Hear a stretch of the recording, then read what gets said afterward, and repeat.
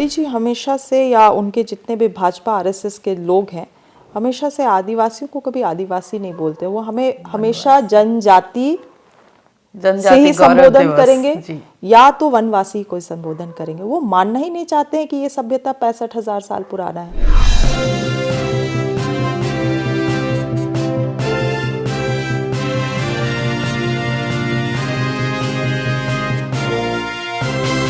और कांग्रेस पार्टी ने भी निश्चित रूप से बहुत ऐसे ऐसे कानून लाए, ऐसे ऐसे नीतियां लाए जो कि ये आदिवासी समाज को संरक्षण देने वाली नीतियां थी।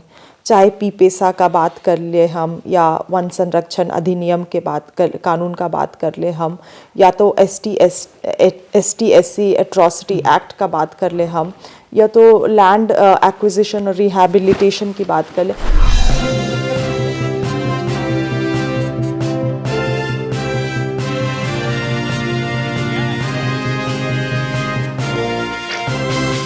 और सभी आदिवासी समाज के, और जिस रूप से वो जागरूक थे, और उनमें एक आक्रोश भी है जो उनके लोकप्रिय मुख्यमंत्री जी हेमंत सोरेन जी के साथ जो हुआ, उसको लेके आदिवासी समाज में बहुत आक्रोश है।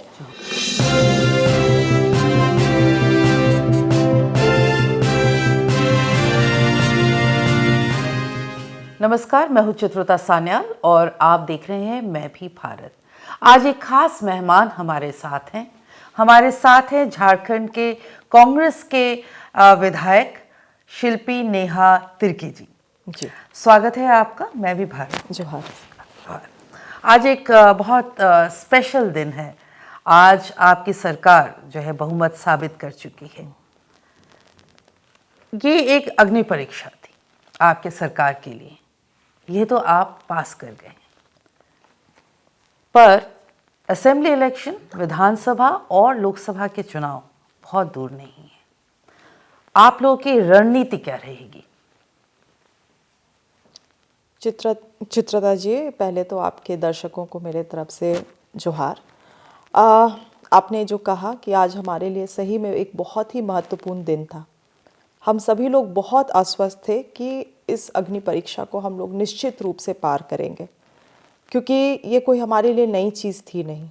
2019 में जब से माननीय हेमंत सोरेन जी के नेतृत्व में महागठबंधन की सरकार बनी थी, तब से लेके आज तक इसको लगातार कुछ ना कोई षड्यंत्र करके इसे अस्थिर करने की कोशिश की जा रही थी।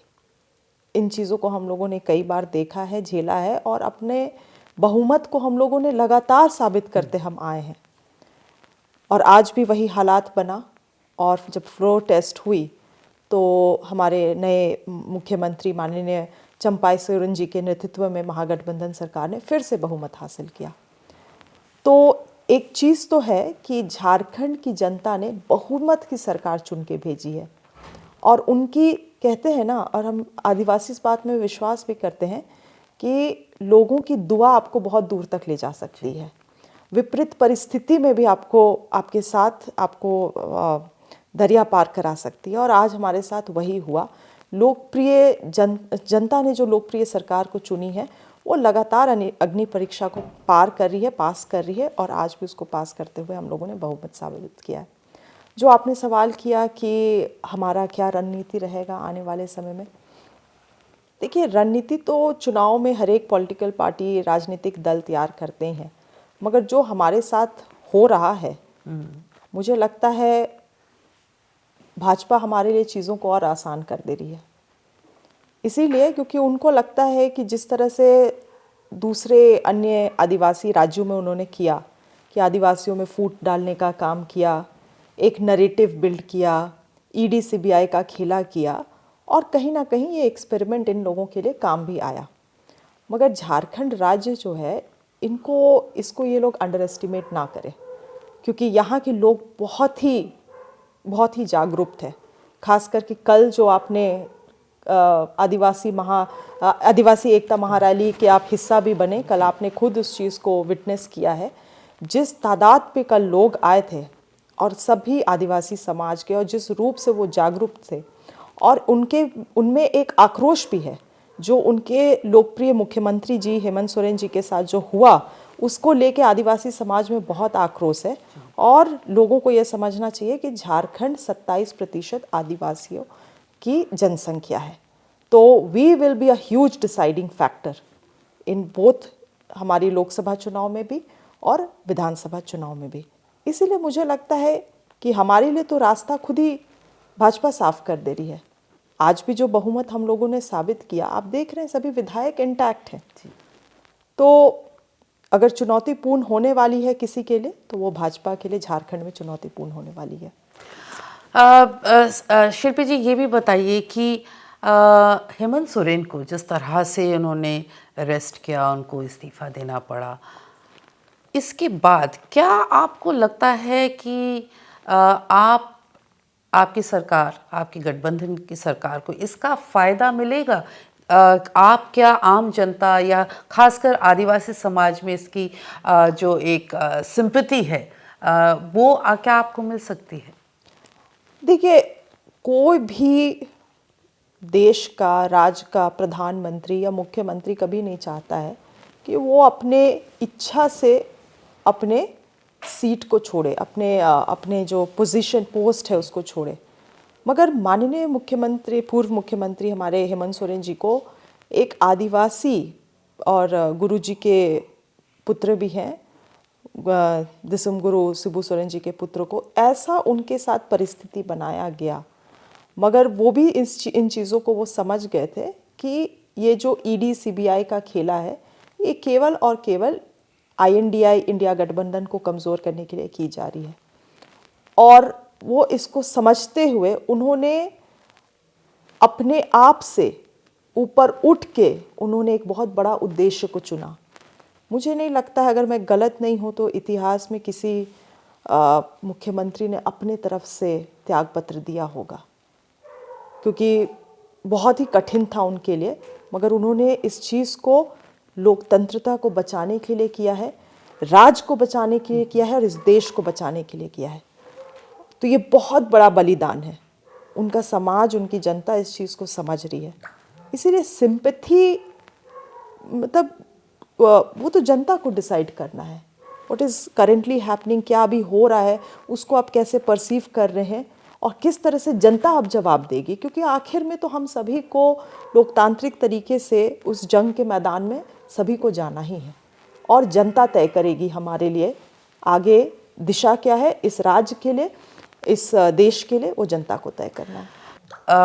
आफ्टर इंडिपेंडेंस कांग्रेस पार्टी के बहुत करीब थी आदिवासी समाज, कहा जाता है कि नेचुरल वोटर थी। ऐसा क्या हुआ, क्या गलतियां हुई कांग्रेस से कि आदिवासी समाज कैसे दूर हो गया? और राहुल गांधी जी जो ये रोड शोज, भारत जोड़ो आंदोलन कर रहे हैं पूरे देश में, और झारखंड में वो हैं, झारखंड में भी आदिवासी इलाकों में वो जा रहे हैं, क्या इससे आपको लगता है कि आदिवासी समाज वापस कांग्रेस के पास आ सकती है? उनका जो विश्वास था। आपका जो सवाल है वो बहुत सही है, क्योंकि बहुत समय से आदिवासी समाज जो रहा है वो समर्पित रहा है कांग्रेस पार्टी के लिए। और कांग्रेस पार्टी ने भी निश्चित रूप से बहुत ऐसे ऐसे कानून लाए, ऐसे ऐसे नीतियां लाए जो कि ये आदिवासी समाज को संरक्षण देने वाली नीतियां थी। चाहे पीपेसा का बात कर ले हम, या वन संरक्षण अधिनियम के कानून का बात कर ले हम, या तो ST/SC एट्रॉसिटी एक्ट का बात कर ले हम, या तो लैंड एक्विजिशन और रिहैबिलिटेशन की बात कर ले। जितनी भी नीतियां बनाई गई आदिवासियों को और उनकी जल जंगल ज़मीन को बिल्कुल समझते हुए उन नीतियों को बनाई गई कांग्रेस सरकार के द्वारा। कहीं ना कहीं इनको इम्प्लीमेंटेशन करने में निश्चित रूप से सरकारें विफल रहीं, मैं इस चीज़ को भी मैं मानती हूँ। मगर एक जो चिंता था आदिवासियों का, और ये चिंता कि जो आदिवासियों का अगर सब चीज़ है तो उनका जल जंगल ज़मीन है, ये चिंता कांग्रेस पार्टी समझती थी।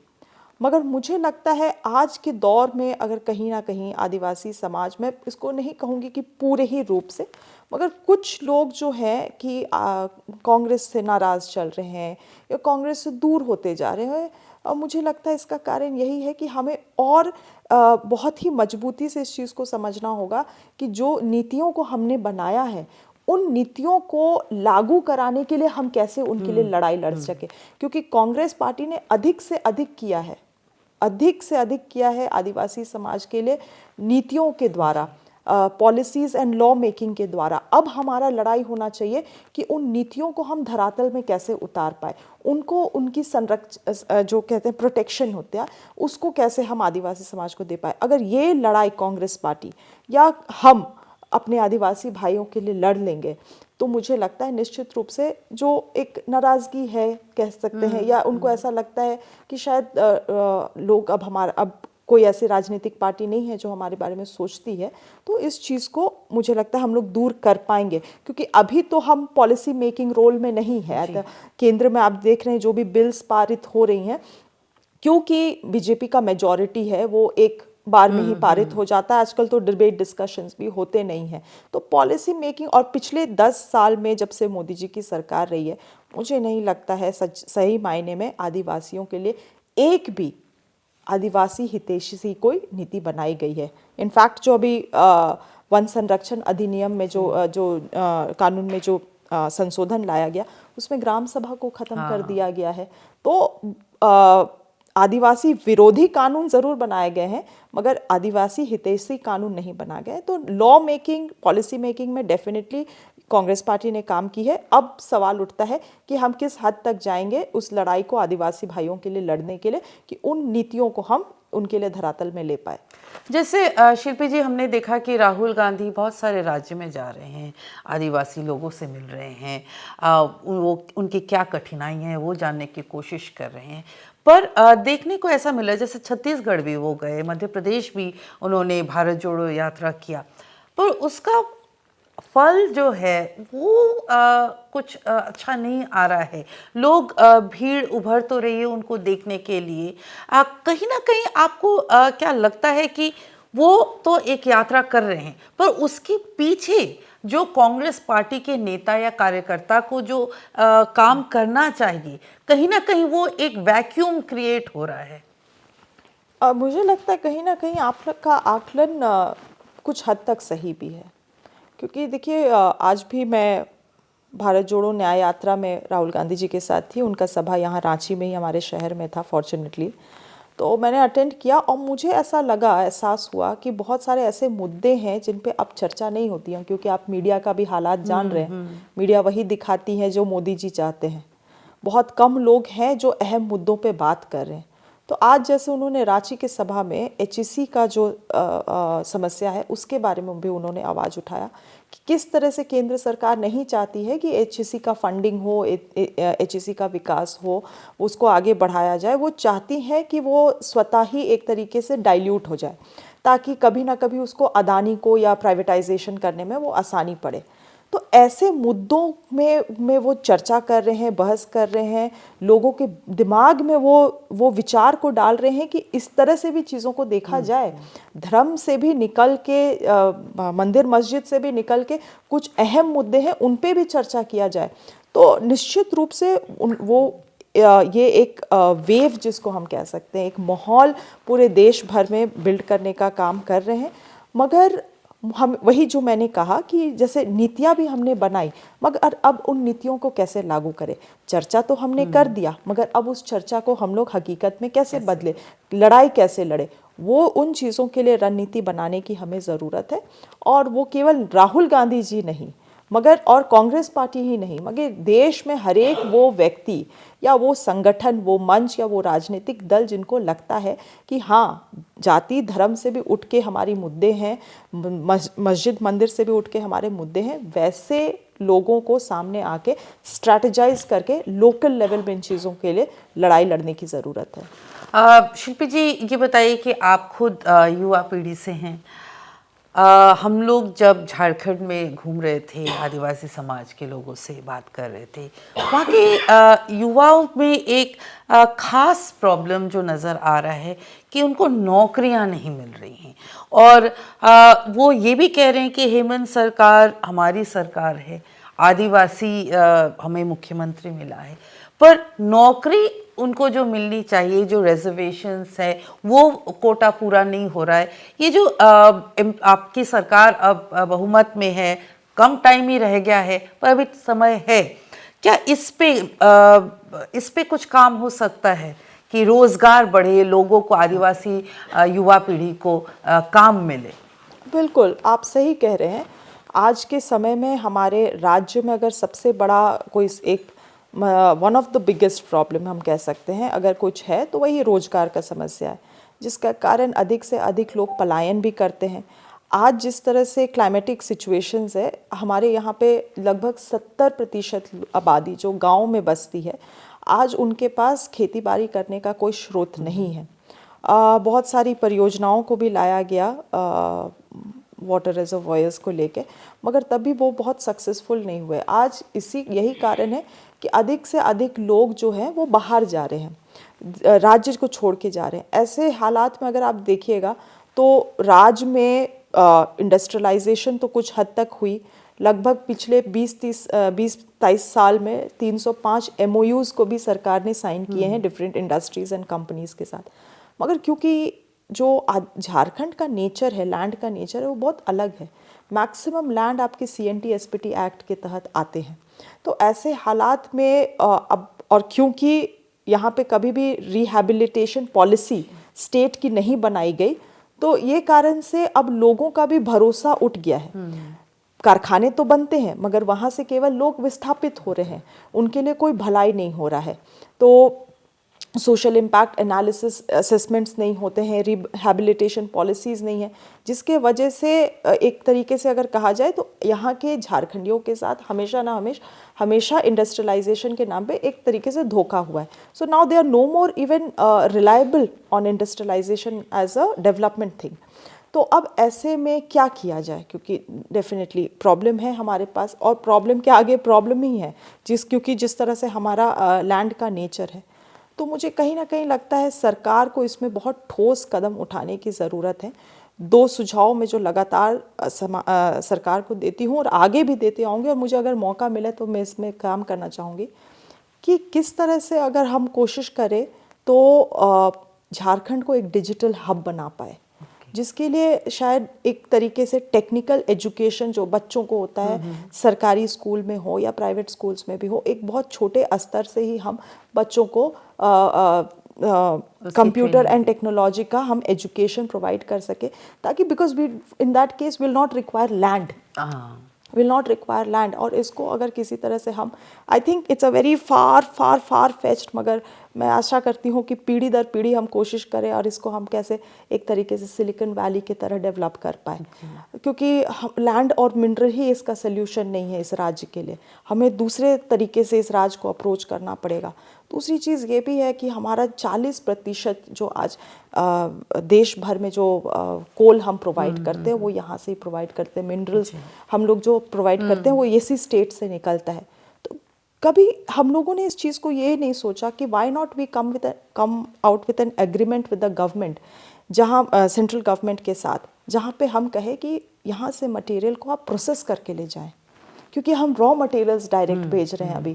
तो यहाँ के लोगों को जो बेनिफिट मिलना चाहिए रोजगार के वजह से, क्योंकि मिनरल तो है मगर मिनरल को कैसे आप रोजगार में बदल सकते हैं, तो why not we make a deal, an agreement with the central government कि जो भी माल यहाँ से निकलेगा आप यहीं पे प्रोसेस करो। Could that be an option? So there are certain things हम लोगों को बहुत अलग दिशा में सोचने की ज़रूरत है इस राज्य के लिए, क्योंकि देखिए आज जब हम विकसित भारत का संकल्प ले रहे हैं तो हम लोगों को ये भी सवाल करना होगा कि इसमें आदिवासियों की क्या भूमिका रहेगी इस विकास में, क्योंकि जब जब विकास का धारा बहा है तब तब आदिवासी विस्थापित हुए हैं। पूर्वी सिंहभूम का आप उदाहरण देख लीजिए, 1907 में वहाँ पे टाटा स्टील प्लांट लगा। उस समय लगभग 90% से अधिक आदिवासियों की आबादी थी। आज जमशेदपुर नाम से वो शहर को जाना जाता है, 5% से कम आबादी है। तो आदिवासियों को कैसे लेते हुए, क्योंकि हमारा राज्य, and let me be very clear, हम नहीं चाहते हैं कि हमारा राज्य में ऐसे विकास हो जहां आदिवासी मूलवासी के लिए जगह ना हो। हम यहाँ पे अदानी, बड़े बड़े कॉरपोरेट्स, बड़े बड़े इंडस्ट्रीज़ नहीं इस्टेब्लिश करना चाहते हैं। ऐसा विकास यहाँ हम नहीं चाहते जहाँ हमारा मूल जो ढांचा है इस राज्य का वही ख़त्म हो जाए। जो हम देख रहे हैं, रांची आपका 35-40 मौजा का जो होता है वो एक ये क्लस्टर हुआ करता था, रांची जिला। आप जब वहाँ पे एंटर करिएगा तो सारे आदिवासी ज़मीन लुट गए, बड़े बड़े अपार्टमेंट्स वहाँ पे बन गए। So that is not the development we are looking for. हमें सोशल सिक्योरिटी चाहिए अपने लोगों के लिए। मेरे लोग दिन का खा सके, रात का खा सके, सफिशिएंट सेटिस्फाइड रहे, क्योंकि ट्राइबल समाज इसी का, we are known for our satisfaction. हम समाज से उतना ही लेते हैं, प्रकृति से उतना ही लेते हैं जितना हमें ज़रूरत है। तो हमारा सोशल सिक्योरिटी जो हेल्थ, एजुकेशन और एम्प्लॉयमेंट, ये 3 चीज़ taken care of, we are more than happy. But इसके लिए सरकार को निश्चित रूप से बहुत ही अलग तरीके से सोचने की ज़रूरत है। या पिछले 23 साल में राजनीतिक उथल पुथल को लेते हुए मैं बहुत, मुझे बुरा भी लगता है इस बात को बोलने के लिए, मगर मुझे शायद ये बोलना पड़ेगा कि ये राज एक तरीके से केवल जिसको कह सकते हैं ब्यूरोक्रेट्स और ठेकेदारों का और कुछ जन पूंजीपतियों का राज बन के रह गया। जी, आपने सही कहा, क्योंकि हम लोग रांची से भी जब आपके घर ही आ रहे थे और हमने देखा कि कई जगह पूरे एसटी लैंड है और वहाँ पे पूरे बड़े बड़े बिल्डिंग्स बन रहे हैं। एकदम साफ पता चल रहा है कि वो एसटी लैंड कैसे प्रमोटर के हाथ चला गया। आपकी सरकार तो इतने साल थी, तो ये सारी चीज़ें क्यों नहीं सामने आई? देखिए, मैंने तो अभी CNT SPT एक्ट होते हुए भी झारखंड में जो ज़मीन की लूट मची हुई है, वो मतलब आज का लूट नहीं है, जब से राज्य बना या उससे पहले भी। तो गवर्नर जो होते हैं, 5वीं अनुसूची राज्य है क्योंकि हमारा, गवर्नर का भी बहुत एक अहम रोल होता है। जितने भी गवर्नर्स आए, मुझे लगता है कभी किसी ने ये स्टेप नहीं लिया है, मगर कल के एक आदिवासी एकता महारैली से भी मैंने ये मांग किया था और मैं आज भी ये मांग कर रही हूँ, हमारे गवर्नर को और सरकार को मिल के पिछले 10-15 साल में जितने भी रांची जिला ले ले या जो मेन यहाँ पे जो सडन एक्सप्लोजन ऑफ पॉपुलेशन हुआ है, अर्बनाइजेशन जो हुआ है, वैसे वैसे लैंड्स का एक रिपोर्ट बनाना चाहिए और इसे वाइट पेपर के द्वारा जारी करने की ज़रूरत है। क्योंकि जब तक हम लोग इसमें एनालिसिस नहीं करेंगे, जब तक हम लोग इसको समझेंगे नहीं कि भाई ये ज़मीन आखिर में जा कहाँ रहा है और जा कैसे रहा है, हम इसका इलाज नहीं कर पाएंगे। इसीलिए मैंने कहा, कानून तो हमारे पास कई हैं, मगर उसको आज आदिवासी नाराज़ क्यों है? क्योंकि वो कोई भी कानून का संरक्षण उसको नहीं मिल पाया। मोदी जी, लोकसभा के इलेक्शंस आ रहे हैं, मोदी जी काफ़ी जो है आदिवासी की पॉलिसीज़ उन्होंने डिक्लेयर की है। उन्होंने बताया है, उन्होंने एक आदिवासी महिला को राष्ट्रपति पद पे लेके आए हैं। जातीय गौरव दिवस उन्होंने डिक्लेयर किया है। बिरसा मुंडा को लेके भी उन्होंने कई चर्चाएं की हैं, कई बातें रखी। ये सारी चीज़ों को कैसे काउंटर करेंगे आने वाले इलेक्शंस में? बहुत संक्षेप में आपको बताऊंगी। मोदी जी हमेशा से, या उनके जितने भी भाजपा RSS के लोग हैं, हमेशा से आदिवासियों को कभी आदिवासी नहीं बोलते। वो हमें हमेशा जनजाति से ही संबोधन करेंगे या तो वनवासी को संबोधन करेंगे। वो मानना ही नहीं चाहते हैं कि ये सभ्यता 65,000 साल पुराना है। वो मानना ही नहीं चाहते कि उनसे पहले जो RSS के जो फाउंडर्स हैं, उनसे पहले भी कुछ लोग यहाँ पे आके बसे हैं और इस देश को, यहाँ के ज़मीन को उपजाऊ बनाए हैं, रहने लायक बनाए। इस चीज़ को वो मानते ही नहीं है। इसी तरह से इसी के लिए आदिवासियत शब्द को ही ख़त्म कर देना चाहते हैं। हमारे में चाहे फूट डाल के हो या धर्म का खेला करके हो, चाहे कोई भी इशू हो। जहाँ तक आपने कहा कि एक आदिवासी राष्ट्रपति को, एक आदिवासी महिला को राष्ट्रपति बनाया गया, निश्चित रूप से उन्हें बनाया गया, मगर आज उनको कितना सम्मान दिया जा रहा है, हम देख ही रहे हैं उस चीज़ को। उनको कितना निर्णय लिया जा रहा है, निर्णय लेने दिया जा रहा है, वो इस चीज़ को देख ही रहे हैं। यहाँ से हम लोगों ने सरना धर्म कोड पारित करके भेजा, केंद्र सरकार ने, अब केंद्र सरकार उसको ठंडा बस्ता में डाल के अभी तक बैठी हुई है। क्यों नहीं बोलती है माननीय महामहिम हमारी राष्ट्रपति जो है, क्यों नहीं कुछ बोलती है इस राज्य के लिए, यहाँ के आदिवासियों के लिए? क्या उनको कुछ ऐसे भावनात्मक रूप से कुछ लगता है भी नहीं? ये सवाल है। दूसरी बात है, जो जनजातीय गौरव दिवस घोषित किया गया, आप जाएंगे उलिहातू, वहाँ पे भगवान बिरसा मुंडा जी का जो पैतृक स्थल है, वहाँ के लोग चाहते हैं और गुहार लगाते हैं कि इसको बिरसा मुंडा दिवस कहा जाए। क्यों नहीं कहा जाता? आदिवासी दिवस क्यों नहीं कहा जाता है? जनजाति क्यों कहा जाता है? ये सवाल है। और हम वनवासी नहीं हैं। आप हमको जंगल में जंगल में आप भी रह सकती हैं, मगर क्या that will make you tribal? No. सवाल ये है। तो बहुत अच्छा उनको, देखिए मेन है कि इनको ऐसा लगता है कि उच्च जातियों को ही केवल दिमाग है, मगर आदिवासी भी शिक्षित हो रहे हैं, पढ़ रहे हैं, लिख रहे हैं। आप तो माननीय मुख्यमंत्री, पूर्व मुख्यमंत्री हेमंत सोरेन जी को आज देख ही रही हैं कि किस तरह से राजनीतिक स्तर में वो इनसे एक कदम आगे चल रहे हैं। इन्होंने कभी नहीं सोचा था कि ये व्यक्ति अपने से इस्तीफा दे देगा, मुख्यमंत्री पद का इनको लोभ नहीं लगेगा रहेगा, ये कभी सोचे नहीं थे। इस राज्य को ये ख़त्म करने निकले थे, मगर माननीय मुख्यमंत्री जी को, पूर्व मुख्यमंत्री हेमंत सोरेन जी को जो जेल में डालने का काम किया है इन्होंने, इनके लिए झारखंड में, इनके ताबूत में वो आखिरी कील होने वाला है। बहुत बहुत शुक्रिया आपका शिल्पी जी। नमस्कार।